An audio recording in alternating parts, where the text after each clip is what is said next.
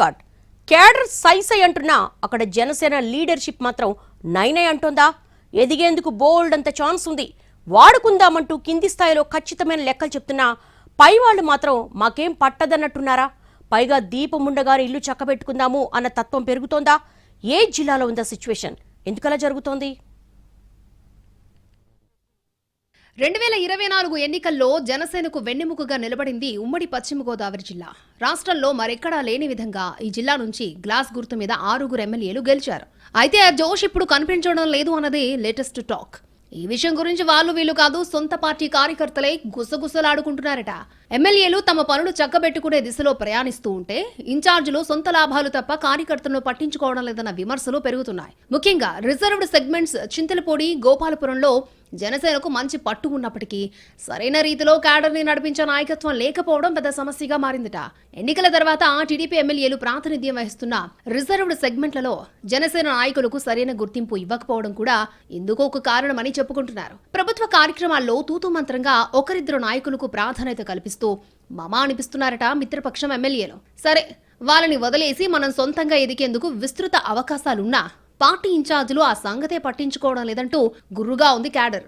ఏడాదిన్నర కాలంలో ఇక్కడ ఎమ్మెల్యేలు ఆశించిన స్థాయిలో పనితీరు చూపించలేకపోయారు అన్న అభిప్రాయం పెరుగుతున్నా దాన్ని ఉపయోగించుకుని మనం ఎక్కువగా జనంలోకి వెళ్లలేకపోతున్నామంటూ ఈ నియోజకవర్గాల్లో జనసేన ద్వితీయ శ్రేణి ఆవేదన వ్యక్తం చేస్తోంది. వచ్చే ఎన్నికల్లో తమకు అవకాశం దక్కుతుందో లేదోనన్న అనుమానంతో దీపం ఉండగానే ఇల్లు చక్కబెట్టుకుందామన్నట్టు ఇన్ఛార్జి పదవిని అడ్డం పెట్టుకుని సొంత పనులు చక్కబెట్టుకుంటున్నారు అన్న ఆరోపణలున్నాయి. కష్టం వచ్చిన కార్యకర్తలకు అండగా నిలబడే విషయంలో రిజర్వ్డ్ సెగ్మెంట్స్ ఇన్ఛార్జీలు పూర్తిగా ఫెయిల్ అవుతున్నారన్నది జనసేన క్యాడర్ వాయిస్.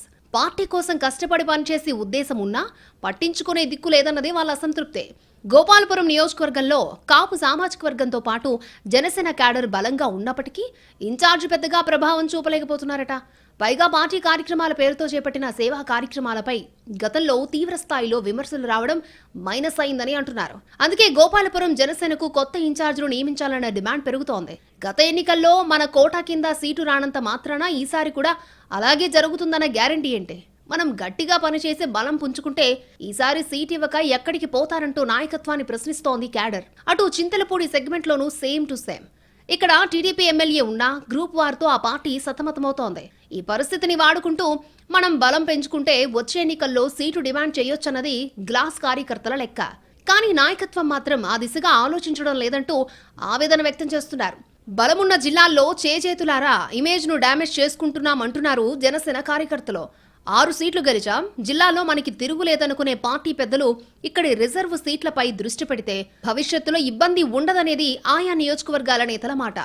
అధినాయకత్వం క్యాడర్ మొర వింటుందో లేక ఉన్న బలం చాలని సరిపెట్టుకుంటుందో చూడాలి అంటున్నారు పొలిటికల్ పరిశీలకులు.